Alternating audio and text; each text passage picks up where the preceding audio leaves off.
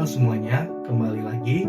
Pada video kali ini saya akan membahas salah satu topik ya dalam kuliah Big Data, yaitu Data Analytic Lifecycle. Tapi sebelum kita mulai, perkenalkan diri terlebih dahulu. Nama saya Malik Divanagara dari kelas MG 824 Universitas Sipil Asia. Oke, langsung saja kita mulai. Kalian pernah nggak sih merasa bingung karena memiliki data yang sangat banyak tapi nggak tahu mau diapain? Nah, ini adalah masalahnya. Data itu baru berguna jika kita tahu cara mengolahnya. Dan disitulah data analytic life cycle masuk. Nah, simpelnya kita melewati sebuah langkah-langkah yang kita ikutin untuk mengubah data mentah jadi keputusan bisnis yang bernilai guna. Nah, ada 6 fase yang bakal saya jelasin satu persatu. Fase yang pertama itu adalah discovery. Intinya kita nanya dulu masalah bisnis kita itu apa. Sebagai contoh, toko online bertanya-tanya kenapa pelanggan nggak balik lagi untuk belanja. Nah, dari situ kita mulai. Fase selanjutnya adalah yang paling banyak memakan waktu. Bisa sampai 60 hingga 80% dari total waktu kerja. Di sini kita bersihin data, buang yang duplikat, isi yang kosong, dan rapihin formatnya. Ada istilah yang terkenal, garbage in dan garbage out. Kalau datanya berantakan, hasilnya juga pasti berantakan.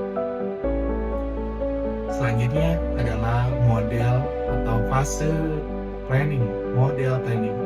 Setelah data bersih, kita pilih cara untuk menganalisa. Bisa menggunakan regresi untuk memprediksi, lalu klasifikasi untuk melakukan pengelompokan dan clustering. Sebagai contohnya membuat segmentasi pelanggan.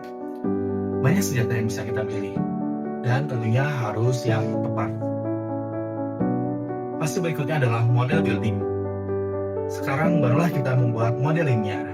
Bisa menggunakan Python atau Apache Spark untuk data yang super besar. Di sini kita uji modelnya akurat atau bisa dipercaya atau tidak. Seperti itu. Di fase yang kedua adalah communicate result. Di sini sering dilupain.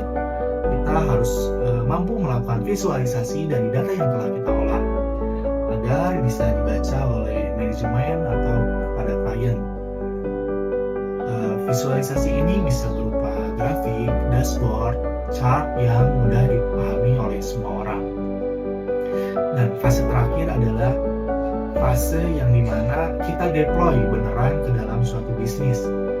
Dipantau dan dimonitor secara terus-menerus, dan jika ada model baru, maka diupdate kembali, sehingga inilah yang disebut dengan life cycle. Terus berputar dan tidak pernah berhenti.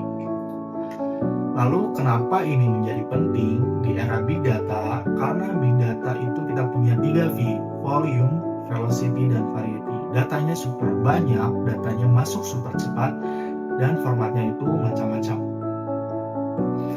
Tanpa life cycle yang jelas, Big Data cuma jadi big noise. Banyak data tapi tidak ada gunanya.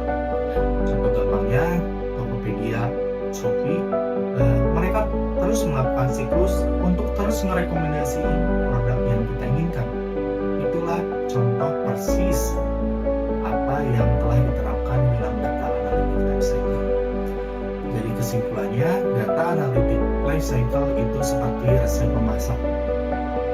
Jika urutannya benar, hasilnya akan enak. Jika di skip sembarangan, ditinggalkan, maka hasilnya akan gosong dan tidak bisa dipergunakan.